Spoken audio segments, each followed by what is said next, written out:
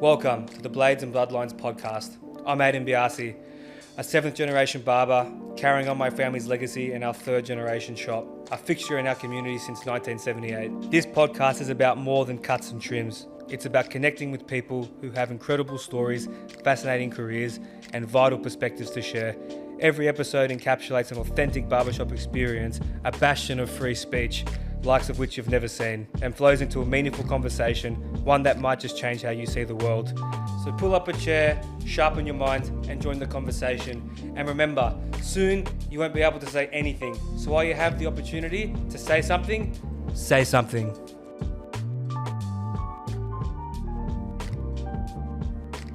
Marco, how are you? Good, thank you. Thank you for having me on today. No, absolutely. Thank you for being my first ever guest in the first Blades and Bloodlines podcast.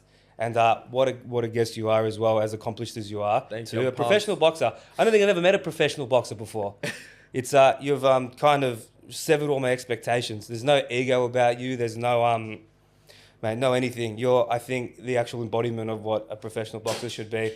But having said that, though, we actually, and I was reflecting on this just before you came. We actually go back a fair bit of a way. Yeah. We went to primary school. We went to high school. Yeah. But tell me, I have a lot of good memories of primary school. I have a lot of memories of you in particular. I don't know if you know this, but I remember you in primary school. I remember just little Marco, the funny little woggy kid with curly hair. Yeah. No social awareness. Just doing everything I shouldn't be doing. Little Marco, and your brother, obviously much taller than you. Yeah. Thank you. Not much. What do you remember specifically about primary school that you think maybe what ties into how you are now? Man, I don't even know. I think when I was in, to be honest, not much has changed. I feel like I got a very similar personality. A lot has changed. Well, from my perspective, no, because you're 10 times different to how I remember you. Yeah. But you went all the way, obviously year 6, you did all that. But do you when were you just saying to me before, when after St. Kieran's, that's where we went to primary school, St. Kieran's. So when you got to St. Paul's, so you started falling in love with boxing then, but obviously there's a little bit of an under-truth to that. So what were you really doing when you weren't coming to school? Well, I was wagging. I wasn't. Yeah, so I started boxing at year 9. I was just a fat. So I used to be a good soccer player, an alright soccer player, and then I don't know, go to Nonda's house a bit. Nonda's house, you eat the pasta, the cheese and all that. And I couldn't run the field anymore. I was a fat, chubby kid. So I went to the. Did you get fat? I was fat. I was a big kid. So that's why I started boxing, because I was kind of like. I think I remember. Not bullied, but you know how kids are at school and all that. So I was like, okay, I'm gonna lose weight. So we went to a boxing gym. What was the first gym you started training at? It was at White Collar Boxing in Simon's gym. Simon's exactly gym. where I started training out of. First Everyone as well. starts there. Well, actually, all the boxing gloves and all the memorabilia up on the wall, Simon's. Yeah. It was a good gym. Yeah. No, nice guy, and started off there, but I wanted to move on, just see what else is out there. So I started at Fight Gym in Manly with Tom Lambert. I knew Mateo Tapia was there and all that. So go try something new. Absolutely. And then that was it. Kind of just. What was the process, obviously, from going amateur to pro? So did you start getting involved in fight nights? Were you in White Collar's fight nights and everything? Or how did you make that? I had one sparring day at White Collar against a chick, and I got pumped. Against a chick and got pumped? Who's the chick? I don't even remember who she was. It was bad. I think you do. I should not be where I am right now. I'm uncoordinated as. I should not be a boxer. It's taken me 10 years to learn how to throw a jab. It's taken me a long time. But clearly you're doing something right. Well, I'm just dedicated. I just stuck to it. You know what I mean? I'm I loved it. Like you were saying before, when I got to year 10, I started losing weight and I started feeling good about myself. I was watching the Rocky movies. I used to get up, put the grey tracksuit on. And I tried drinking the eggs. I couldn't do it, so I just scrambled them instead. Put a little bit of sugar in it. That's the cheat code, yeah. That's the cheat code. Normally used to make me crack the hole on the top and you just slurp it out, but nah. Fuck, this old school methods. Couldn't do it. But that was me at 14 years old, doing all that, feeling good, waking up early. Got to the point where I just started, wagging school. I'd be at the gym instead, late nights. How did you, obviously, with the whole wagging school thing, obviously, for example, with my old man, if I had any thoughts of doing that at all, just the thought of it was enough to scare me. Do you wake up and just think, oh, I'm not going today? Or does your heart race and think, okay, I'm not going to? I was it started off like that because, my mum's Italian too. And we used to have the vertigers, you know, the stick that my nonna used to give to her with the spikes on it, and she used to just smack me with those. Yeah, 100%. Old school. Oh, no. But it got to the point where I was too quick for it, so I just gunned it. You know? That's where Italian kids get their speed from everybody. Is when their mum's coming at them with the wooden spoon and they got to dodge it. That's where the athleticism comes from. Yeah. But yeah, I can't even. We got so far off topic. I'm thinking about the vertigers now. Yeah, no, but I started wagging school, and it started off bad, but I think mum kind of just like, it happened on the regular. She just accepted it. She kind of just accepted it, like he's gonna drop out at the end of the year. He's not staying here. Not gonna pay for the school fees anymore. So 100%. I mean, I feel bad for her, but I was just in love with it. I couldn't stop, and she didn't think anything of it. And at that time, I hadn't even had a fight yet. I hadn't had my first fight, so I was in year 10. I was just boxing as a hobby. Yeah. And I had my first. So I finished school and I started a trade. So I finished year 10. There was like a month of school left, and I just started my trade, and I had my first fight like that last month in December.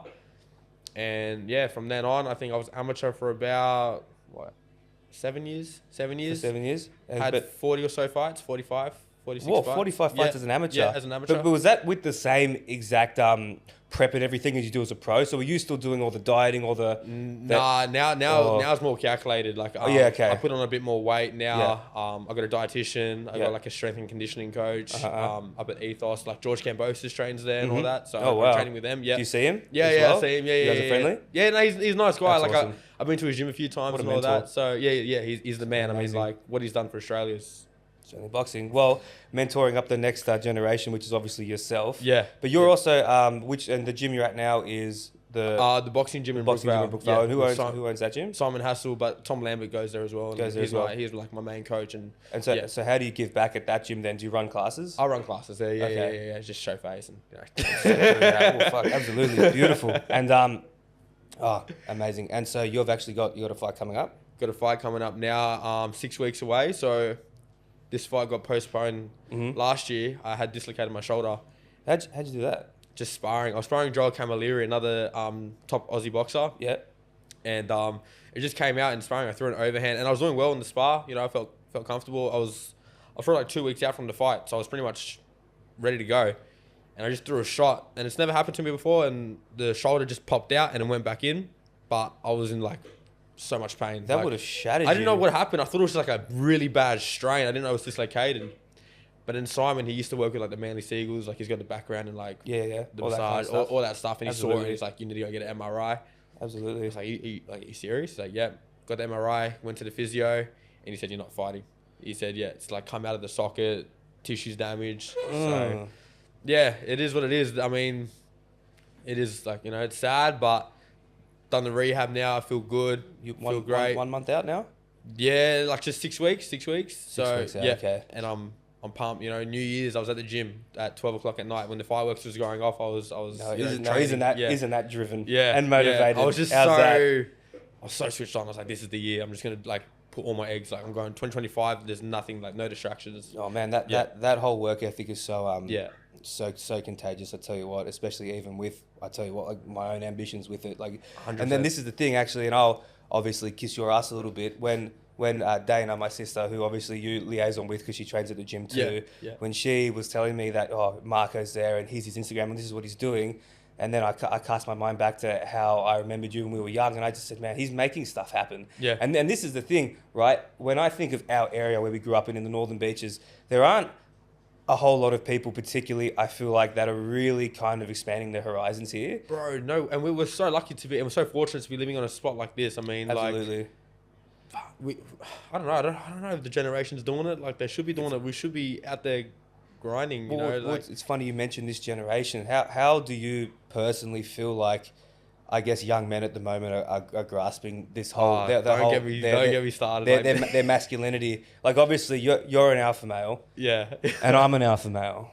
Well, we're old school. I'm brought up old school with, like, you know, the non-laws, you know, my mum, like, just in that generation where the men have to, like, you know, be out there working their ass off, and that's what I'm doing. So wow, this is what you're doing. But it's the mindset as well. I feel like the mindset, people these days, they quit too easy, or when it gets too tough, you know, this and that. I mean, like, it's just bullshit. Like, everyone goes through a certain obstacles in your life, but you just got to get through it. Like, 100%. that is life. There's more downs than ups.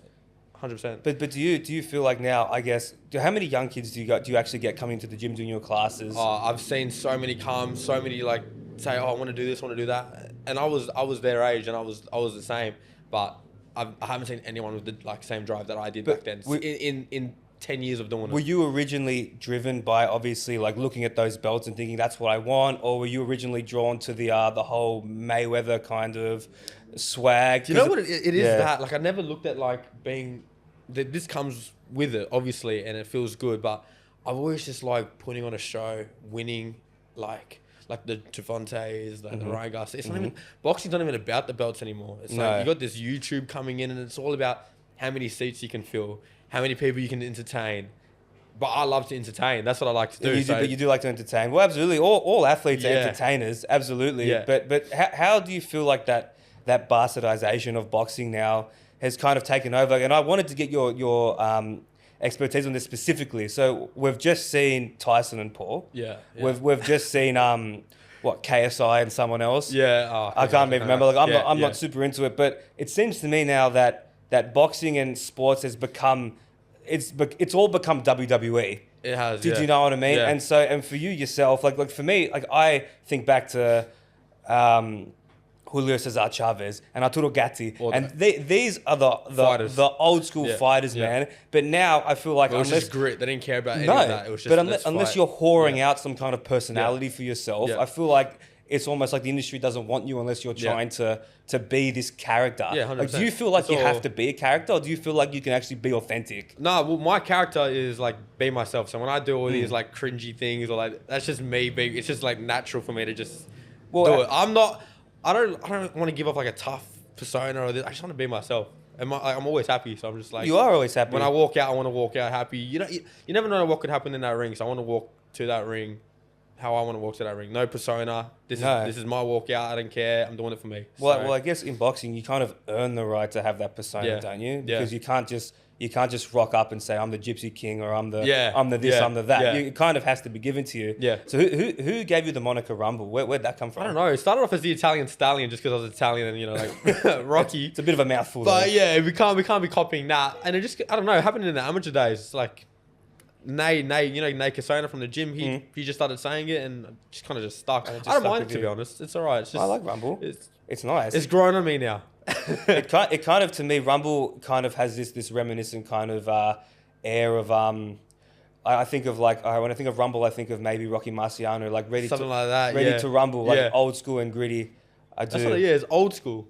Do you look up to any of those older guys in particular, or do you feel like Marciano and Jake LaMotta are kind of like Tony Cannonzeri is another really old one? Yeah. Those old Italian American guys. Do you feel like they're still relevant in boxing now, or it's changed too much? No, 100%. Well, my bloodline, I had my second cousin's Rocky Gatsalari. So really, and he fought like Lionel Rose here in Australia, and I don't know, somewhere down the line, I guess like that, I sort of picked up on that DNA, I guess. So he was the top of he was fighting here in Australia, and he was a top boxer, top featherweight boxer, and some X amount of fights, and he passed away. But at his funeral, it was packed, and you had like all the Australian Commission come down and the ringing the bell 12 times for like 12 rounds, and it was really like, wow, yeah, it was special. And seeing that is, I don't know, like, don't want to say, but it's like how I would want to, like, do you know what I mean? Like, his legacy was unreal, and not many people have heard of him, but he came here off the boat back in the day in Australia, like with the racism going on, being called wog and this and that, or that. And would have been his outlet, obviously. He didn't even care. He would walk to the ring, get booed to the ring, and then just really booed to the ring. Yeah, all the Aussies were here. Wow. Yeah. But he ended up building up his name. So did he change his name? Yeah. As in like did he like Americanize or anglicize his name at all? Like a lot of the other boxers did. No, just stayed the same. His brother was a fighter too, Lucky, but yeah, Rocky was like the main one. So he was a relative of yours. Yeah, so it's second cousin. It's definitely in your blood. My non's cousin. Which town do you guys come from? Orpido in Calabria. Orpido, yeah. That's the mafia. That's a mafia. My cousin in Vadapordio, which is a town just near it, he's the police commander of Tropea. Yeah. And when I was in Italy when I was 19, we were driving through Orpido because he was just taking me around the paese. He just showing me around. I remember the stairs. The piazza's very nice, but I remember we were driving through and there were these big metal doors, and we were going past, and I looked inside, and there was this long table of all these just heavy dudes with this smoke rising. They're all playing cards, and I'm just there looking, and then this one guy, he just turns his head and just looks, and I'm just thinking to myself, shit. And then I said to my cousin, like, you know, what is this kind of town known for? And I think he knew what I was getting at. Yeah. He goes, it's just not a very... He goes, the people here just keep to themselves, you know, mind your own fucking business. And it was a very interesting place. But is that both your mother and your father's side are from there? No, I think my grandmother, I can't remember where my non was from, but I know my grandmother's from Orbital. From Orbital? Yeah. You got to get over there. You got to go to Calabria. You've never been to Italy yet? I don't look Italian enough. I'll get killed. Oh, you look Italian. Well, you go to Italy and man, you go up north. I'm the whitest Italian. It's just, I got so unlucky with the genes. Nah, you go up north. Everyone looks German anyway. They don't look. You can either look like you or you can look like me, and everyone will come and say, "Oh, what part of Lebanon are you from?" Like, oh, no. That's very annoying. But because I know that obviously with your fighting and everything, the Italian thing is the big, you know, obviously your trunks. I love it. I love everything. Yeah, that's my thing. But it's also a big insecurity when someone goes, "So when did you go there last?" It's like, "Oh, actually, I haven't been yet." Like, do you speak Italian? I'm like, shit. See, see, we'll pan it. But I'm fighting. If I get past Ken, on the 2nd of March, we have a big fight lined up with Mirko Pizzi, who is I don't even want to talk about it right now because I got to get through Ken first, right? But that's the fight that's been building up for a long time. Me and him, and he's Italian. He's from Rome and this and that. Oh shit! We got a bit of a north-south. I've already got my walkout plan. If Sushi Mango get back to me, unreal. Are you collaborating with Sushi Mango on some stuff? I doubt they'll respond to my DM, but they fucking should. I mean, they'll be.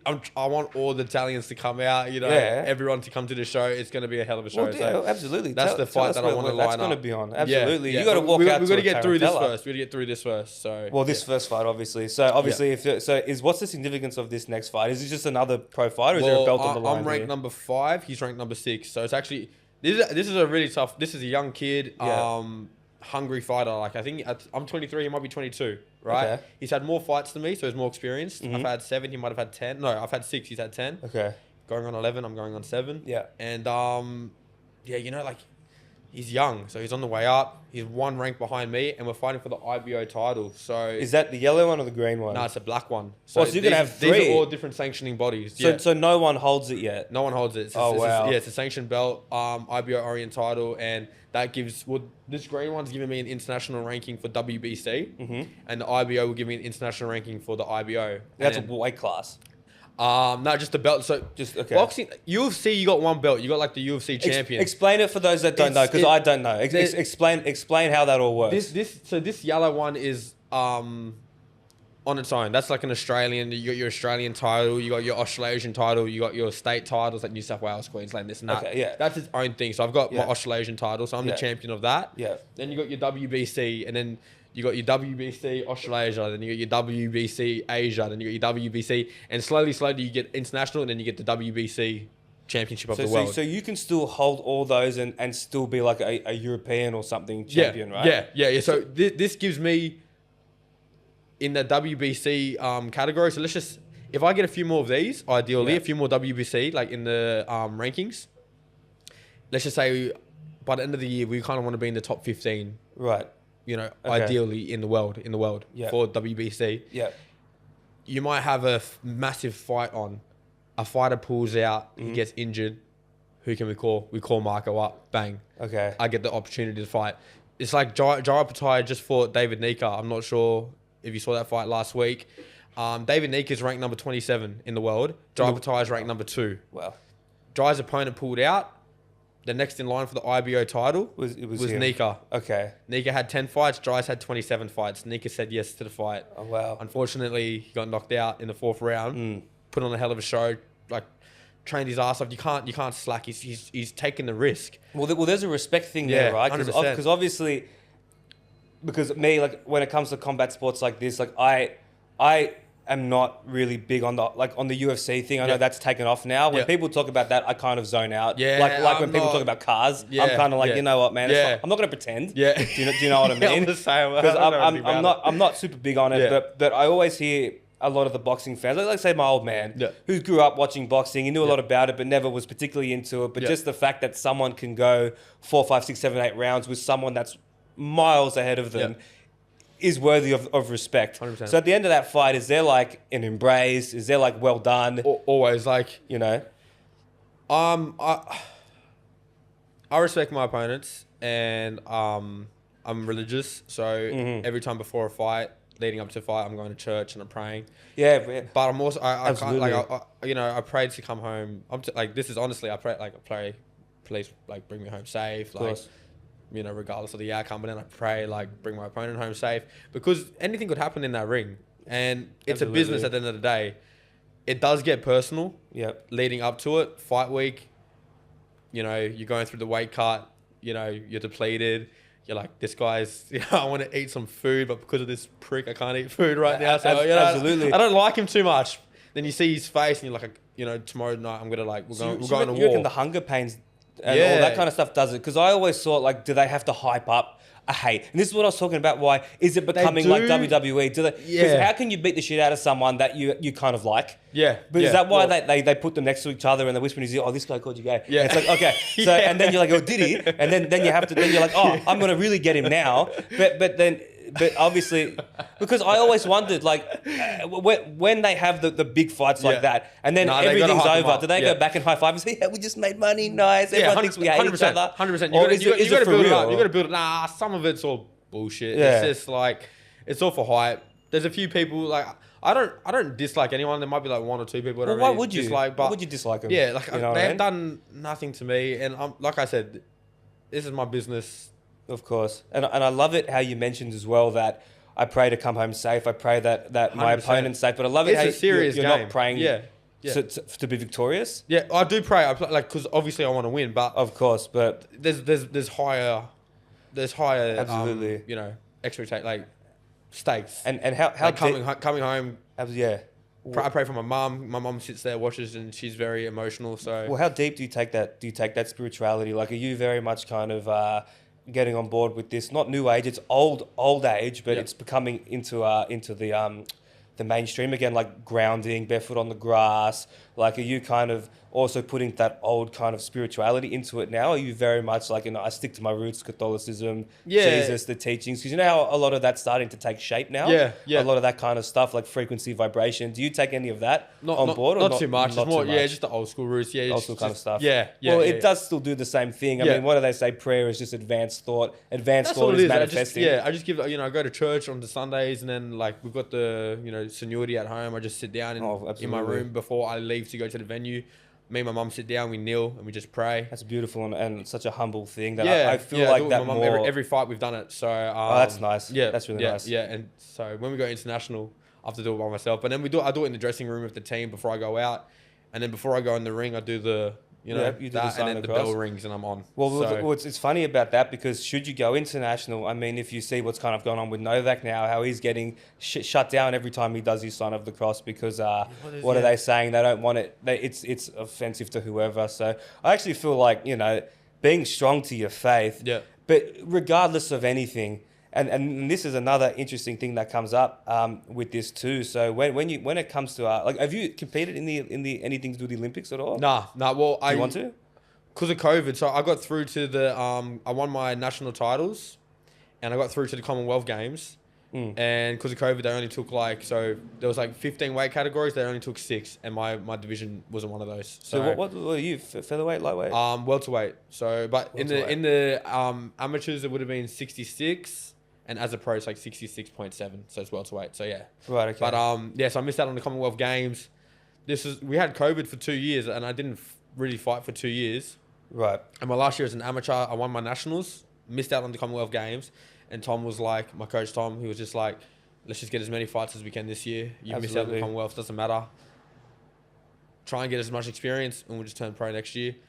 I went up from 66 in 1 year. I went up to 66 to 71 to 75, and I just fought everyone. I had like 20 fights in that 1 year. Just steamrolled everyone. Just went through. So was COVID quite a big kind of hurdle for you? Not only, I guess, because you couldn't fight, but maybe obviously being a man of faith yourself, was it maybe a little bit of a hurdle kind of like consciously too? Were you really trying to, kind of buy into it, or were you a little bit like, man, I want to miss all this stuff and just go back to? Oh, I didn't care about COVID. I was No, out there. you didn't really buy into that agenda? Nah. This is a safe space, by the way. My You're with brother like-minded did. They people were here. like full on. So when I'm outside of their house, they're like losing their shit. Like they're like, "What are you doing? You're gonna." I'm like, "Fuck, man, it's the flu, bruv." Like, Yeah. Well, as I said, you're with like-minded people here. This is a safe space. do you know what You I can mean? say what you really thought. That's. I was going out playing golf. I was like, Oh, well, mate, absolutely. It's ridiculous. Because we're all close, the boys from the gym. We're going in Manly, and there was like a rule at the time where you can only be with like 2 or 3 people. There might have been 5 or 6 of us in a group walking. Cops come over, tell us to walk apart.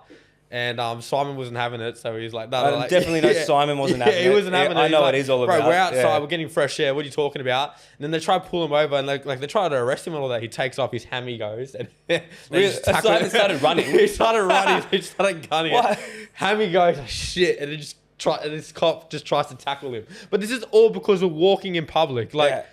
And now look at it. It was such a. And now everyone's forgotten. I don't want to like step on anyone's toes or anything, but it's just ridiculous. I don't know.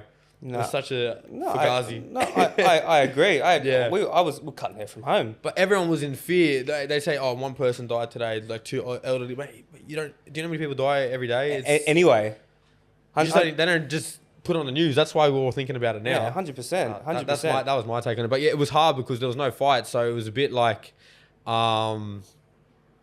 it was hard to stay motivated. Do you know what I mean? That's the biggest Yeah. thing. So you weren't finding yourself kind of like not depressed, or what can I do? What are you doing? Just push-ups at home? No, I still. You weren't allowed to be at the gym, but I just went to the gym to the light off, so the light would be off, or be in the garage, like Yeah, well, the I downstar. imagine you have a boxing bag at home, a heavy bag. At No, home I and don't. stuff. No. You don't? So I just, but me, like I got a good group of boys at the gym, or we would just go and like we'll get some like equipment from the gym, go into the car park, do like a little car Do park that kind of session, stuff. something like that. Look, yeah. to me, if you didn't test the waters in that period, well, Yeah. then I feel like it must obviously say something about you as a person, because at the end of the day, a lot of people would have kind of said, I can stay at home and I can game and watch as much TV as I want. This, like people see it as a holiday. No, well, it was for me, Yeah, but it yeah. was for me because I went swimming at the beach. Yeah, I was at Manly Dam every day. Yeah, oh, that's I run there. I love that spot. You love That's Manly Dam. Manly Dam that is my spot. piece. Yeah, It's a yeah, great. yeah. Okay, and you're a Lambie. You're right next to it. Yeah. I I go through the bush track when I run, and I just That's across so the cool. bridge, and I just it's mad. That's beautiful. Yeah. How long have you lived in a Lambie for? Have you been there for your whole life? Yeah, we moved there when I was 2 years old. That same house. So In the same house? Yeah, Do yeah. you feel like obviously we'll probably with the way everything costs now, are you just gonna stay at home? probably Do it. You break your mum's heart if you leave. yeah, well, she always says you're moving out, and then she's like, nah, like. I'm actually happy for you to stay. Like, when Well, push stay comes home- to shove, stay home and save your she doesn't money, really want me to leave, Marco. but I like being at home too. And yeah, the economy today, especially on the northern beaches or in Sydney, it's like the highest. We don't really feel it here, do we? Yeah, I mean, I don't see people struggling out there personally. yeah. I mean, at the moment, at Christmas time, you spend $1 billion buying presents, and then in the same, they're like, oh, Australians are struggling to buy presents. It doesn't really seem like it to me, That or went unless through, yeah. people are struggling and you can't really see it. But at the end of the day, I don't see it Yeah. personally. But are you still active in your trade though?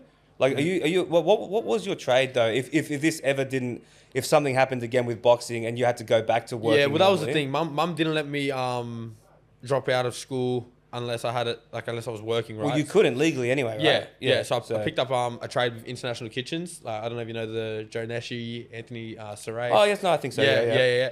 Everyone's Italian, right? So Everyone Italian around here. So I picked up a trade with them, and then my mum wouldn't let me, do my boxing unless I was working. So I needed to finish the trade to have something to fall back on. Just sounds like a good mum.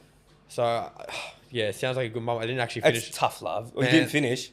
I got to my last year, and I was like, nah. Your last year. Can't be asked. You- Mate, I had like one project left as well, and I was like, nah. That so doesn't It's seem so like. bad, hey. I was bad. because that was the year that I was like doing my nationals and like, Oh, okay. So you had a lot of other shit going on. I had heaps of going on with the boxing, and I was just like, I haven't got time for this. I should have done it, but it is what it is. And then after that year, I went full time professional. So so it I wouldn't haven't have got. mattered anyway. I'm qualified in the sense I know what I'm doing, but I'm not qualified in the sense that I've got a certificate. But I was there for 4 years. But or having like said 4 or that, 5 boxing years. would have opened up so many doors for you that if you did get injured and You know something what it did is? happen, you would already. That's the thing too. Like, if boxing doesn't work out, I didn't want to be a kitchen cabinet maker. No. So that wasn't for me. Just make your mum happy. Just to make her happy. I didn't Yeah. I did my own. I've done my room, help with my mum's kitchen. Like, Yeah. she's done all that, so I helped with that. But yeah. Well, where do you think you'd be, honestly? Say, for example, if your shoulder wasn't- injury turned out to be the end of you, like, give it some thought. What? Yeah, I know it's difficult because you're Man, not there, but that is like, it's a tough thing to think tough about question. because then you're back at square one. You're taken down a notch. Jeez, I've got no idea. Probably just start like a TikTok, like no. start blogging. Well, I don't know. Your stuff is entertaining. I do say Man. I do enjoy watching your stuff. It's inspiring. I hate, to be honest, I actually hate social media, but my team around me tells me you need to start posting more. You need to start doing this. You have to do frustrating. content. I've got my phone on Do Not Disturb year round. I don't care for it. I don't even need to look at my phone, but my team is always like, nervous. you got to post today. You got to post today. Because boxing, like we were saying before, it's such a influence now. Like, you need to It's changed and to get a lot. get the big fights, you need followers. It's all followers. Otherwise, you're not going to sell tickets. You're not going to do this. You're not going to. And it's just. But it never used to be like that, Nah, right? It used to be like, he's a good fighter. He's a good fighter. Perfect matchup. Now it's like, oh, he's got heaps of followers. He's got heaps of. They'll sell the seats. Yeah, it's ridiculous. But that's what I have to do. So that's part of my business. That's part of the business. Could you not outsource it to like a I do. 15-year-old girl to do it for you? Well, I have I've asked around. Like, I'm happy to give someone my password and all that. I've got someone that's looking after myself on LinkedIn, which is good because you got like a lot of professions out there. Companies like who want like brand deals, like if you wear this, wear that, I will pay you. So who's sponsoring you now? I've got a few sponsors. I've got Muscle Republic. Muscle Republic. Tell us about Muscle Republic. Now, I think he's been there since my second fight. He's been on pretty much the whole journey, and he's jumping on this fight.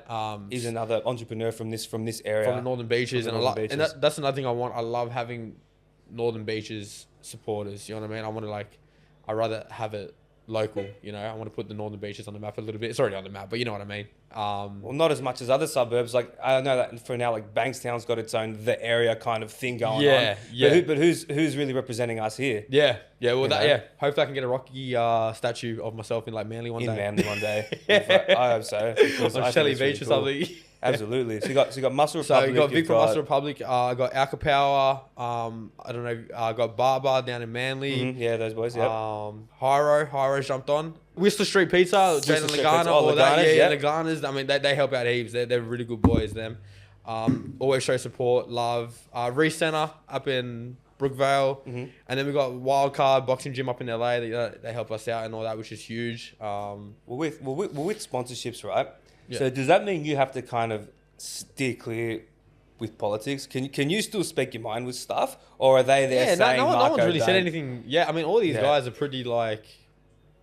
Well, most of them are Italian, in it, so it's all very like they're safe at the moment. Yeah, but I think as my career will go on, well, it's you kind gotta of watch what you say and. That's frustrating, and that's kind of part of this whole barbershop kind of thing now. Whereas like this barbershop environment, which is why I've had you here particularly, and why I've set it up this way, is because this is the last bastion of where you can speak your mind. Yeah. I mean, I can be cutting your hair, I can be trimming your beard, and you can be a full-blown Marxist. And whatever. Yeah. You're entitled to have that point of view. Yeah. And this is what I thought of this, because obviously you've got to tread lightly around these people. Like, 100%. Especially today, everyone gets offended. So. What are your thoughts? Obviously, the boxing, you've got biological men beating the shit out of women in boxing, and obviously being a boxer yourself, should a trans person come to your gym or to fight, want to train under you or something? Like, where do you fall under that? That should. The fact that that's allowed, and then there was I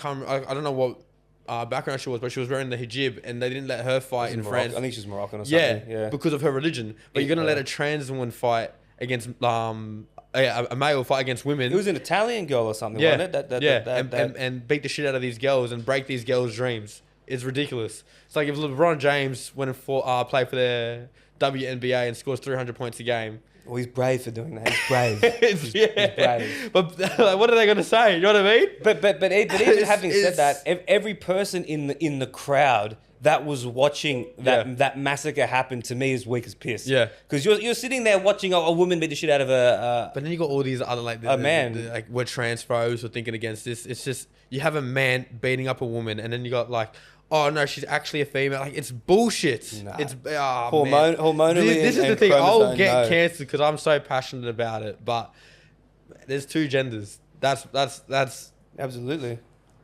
Look, I get you can be like, if you're gay, you're gay. If you're like, you can, you know what I mean? Like, I don't even think gay is even the big thing now. Do what you want. You don't have to force it onto other people. No. You don't have to make us the villain because, you know. Well, that's the mainstream fostering it. I don't go around shoving my stuff down your throat. Why are you going to put it down our throat? But I think the way the society's set up, all these wokies are actually in the high power and they call the last shots. Well, why do you think that this very loud and potentially terrorist style organizations, the tolerant left? Oh man, it is killing our youth. I'll tell you what. Like, this is exactly. Well, obviously, I imagine you work with a lot of youth at the gym. Yeah. Do you see a lot of young guys now kind of almost feminized? Yeah. In a way, like, I remember obviously when we were young, I still felt this overwhelming kind of as a young dude, just absolutely surging with test. Yeah. Like I just couldn't think of anything other than just everything. Every time I walk past a girl on the street, oh gosh, she's looking at me at the gym, forget about it. But now I just feel like the guys are so detached now. Yeah. It's TikToking on their phone. Like they're getting all their information from social media. There's no social, there's just...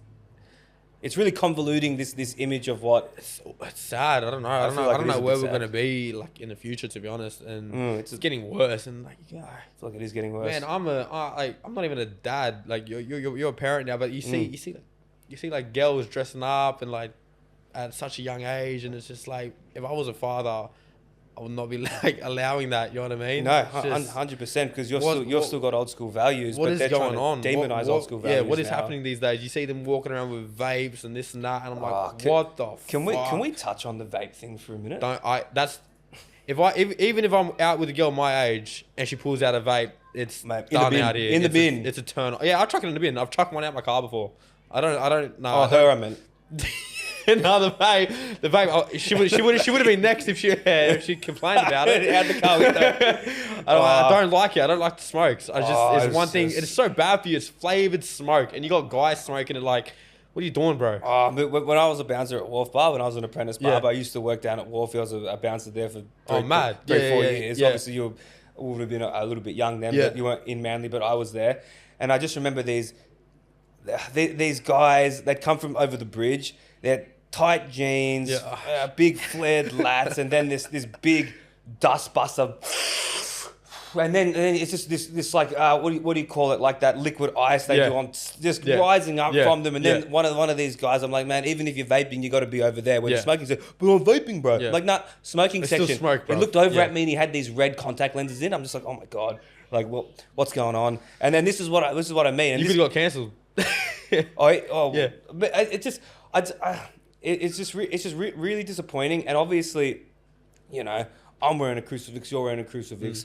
Mary and Jesus are watching us from the table. I'm not about to start judging what people do, but seriously, like, come on. Yeah. You know what I mean? Yeah. I feel like we're going a little bit too far in one direction. The pendulum's got to swing back. And you're in a sport that was obviously extremely masculine. Yeah. At one point, like to be a boxer is to be a tough mother. Yeah. But now it's like the common the modern day gladiator, isn't it? 100%. Well, you are. Well, they are. We're there for entertainment. Yeah. So well, I guess when it comes to boxing, like who are your biggest your biggest role models? Like in terms of life and in boxing, we'll go with boxing first. Like which boxers do you look back on in history, not just the Italian ones? Well, I look up to Floyd, but like not in this like the showmanship, more like in his actual skill, because it's hit and not get hit. And so was he the fastest or the quickest of modern times? Like what's his particular trait that he was most known for? Being quick. Just like, well, his defense. It was defense. It was his defense. I mean, he went 40-0 against champions, and to be able to go that long in your career and take as little damage is incredible. So you reckon he could have been walking out of those fights? He hasn't been dropped. There's never been a count on him. Rarely gets cut. Rarely bleeds. I mean, that's how that's how you want to fight. It's safe. You know what I mean? You don't want to be going into wars and touch wood. Like, we got wood here, but like, I've been quite safe so far in my 6 fights because I haven't taken any damage in these fights. So far has been so good, and that's how I want to keep my boxing career. Is that something you can actively do, or do you think he was just very good at playing defense? It was like I try to put defense first. It's easier. Like, you got small gloves on. I mean, does that make it boring to watch? Like in football, if they play defense is boring, is defensive boxing boring? As a fighter, I love it because that's like the sweet science. You know what I mean? Absolutely. Like, he fought Canelo and made it look easy, and Canelo's like pound for pound right now. You know what I mean? So he's the king. But he fought Canelo, and it was like one of his easiest fights. He didn't get touched the whole fight, and it's just like something like that to verse someone of Canelo's attribute, like style, like, you know, a fighter like that, and to come out of the fight like that, not a scratch, not even be touched. And so what about obviously like out of boxing? So who, like, in your life, like who's influencing you? So obviously you've got your family figure. You mentioned before with your old man. He's not really in the He's not really in the picture. In like hindsight, my goal is to be able to like provide, like, I'm not doing this for nothing. I do want to get paid from fighting, obviously. Of course. So, is that not a part of it at the moment? Or it's no. It's not really like to get what I'm doing at the moment. The sponsorships are helping out with a lot. Otherwise, right. Okay. Well, otherwise you have to work. Exactly. You know what I mean? Yeah. Otherwise, there's no money coming in. So yeah, the fights itself aren't really paying, but lucky I've got such good sponsorships. They're like, you know, they're helping me out, make the fights possible, this and that, getting me through. So absolutely, it's good. They're mentoring you through. Yeah. But the ultimate goal is probably just I think having a family life. Is that something you want? That's kind of it. Once the boxing's done, that's what I want. So I want to just be able to make enough money to like look after, provide for a family, retire, look after mum. The shelf life on boxing is very short, isn't it? Yeah. I mean, it's a young man's sport. Yeah. Yeah, my mum just poked her head into the window and disrupted everything. Thanks, mum. Bitch. No, I'm joking. Anyway, yeah, absolutely. Well, there you go. That's the beauty of mums, and there's my family right there. That's what you should be aspiring to. A pram with double barrels on it. That's actually what I want, but that's like the goal. Yeah, I think it's because my dad wasn't there. I wish more men wanted that. Well, because your dad. Yeah, I think it's because he wasn't there. I want to be like a good dad. But you mentioned he hasn't been around for a while. Yeah. Well, yeah, they 2 years old, and then my mum tried to make it like she wanted the boys, like me and my brother, to still see our father. She thought they need a father figure in their life, and we went over when we were younger, and then my brother stopped going. Like, he wasn't a good father. Is your Alessandro older than you? Yeah, he's 24, turning 25. Oh, it's not that much older than you. 18 months. But did he obviously kind of internalize a lot more of what was happening there, and then kind of what he was doing? Like, if he stopped going, then you'd stop going, or no? He took it very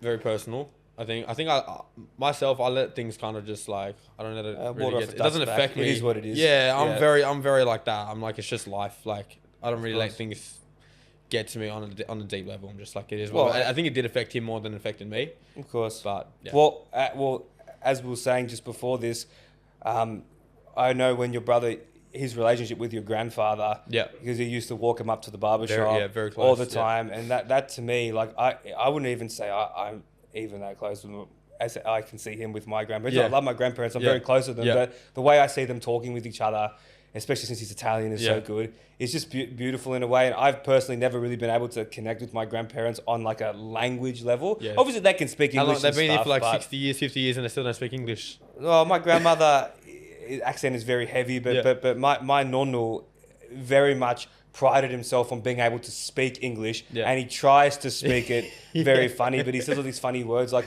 "Oh yeah, they are divorced," or just That's these, still good these though. funny little words Yeah. like that. Or my nonna will start every sentence with "a lotta" and then Yeah. say the whole thing. Yeah. Say the whole thing in English. It's really funny, but no, that Italian connection, that Italian heritage we share is something that obviously It's the best. well, I don't think that I could have this personality, the personality that you have. Obviously, it shines through. Yeah. And you will see that when you go overseas, when you go to Europe, and people are going to ask you, even if you're over there fighting or whatever, Marco, where are you from? And you'll say Australia, but mum and dad, my mum, we're Italian background. So. Well, because being Italian comes with a certain responsibility. Yeah. To have a certain swagger about you, to basically to live up to the stereotype. Respectful, this and that. I love it. It's the best part about it. And obviously, all that said, when you kind of at the end of the day, what legacy do you want to leave with all this? Because you're right at the beginning of your career now. It's all starting. It's all uphill from here. But obviously, the roller coaster is going to stop eventually. So have you given any thought to, like, afterwards, kind of like, how do you want to be perceived? What kind of legacy do you want to leave?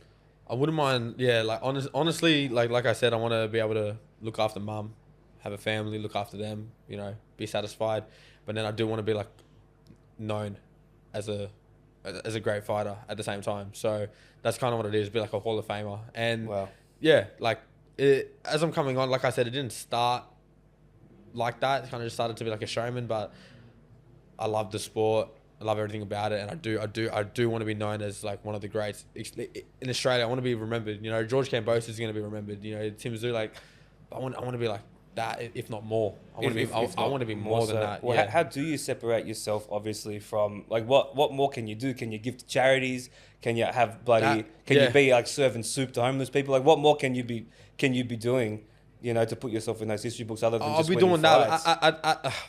At the moment, like not thinking about that, but like just in the boxing perspective, like I just want to have a good resume in the sport, Absolutely. Yeah. Fucking fantastic. And then give back. and to give back. Yeah, I feel like it's very important to give back because obviously when it comes to your adherence to Christianity and everything, you do have to obviously have that all right, giving back and being grateful. Yeah. And you got to put your trust 100%. in something a lot higher. Yeah. Because at the end of the day, boxing is one of those things where there's a lot of people working around you. Yeah. And so how then do you show your gratitude to the people around you? Like, are you doing that classic thing where you win a fight? All right, team, here's a bunch of Rolexes for you. One day. Hopefully. One day. At the moment, I'm just going in after my fight. I'm just saying thank you, and I can't give back right now. You know what I mean? But yeah, it will come. And I love to. I'm respectful like that. Like I wish I could give back. I can't at the moment. So I'm doing the most I can. Then. Yeah. Absolutely. Yeah.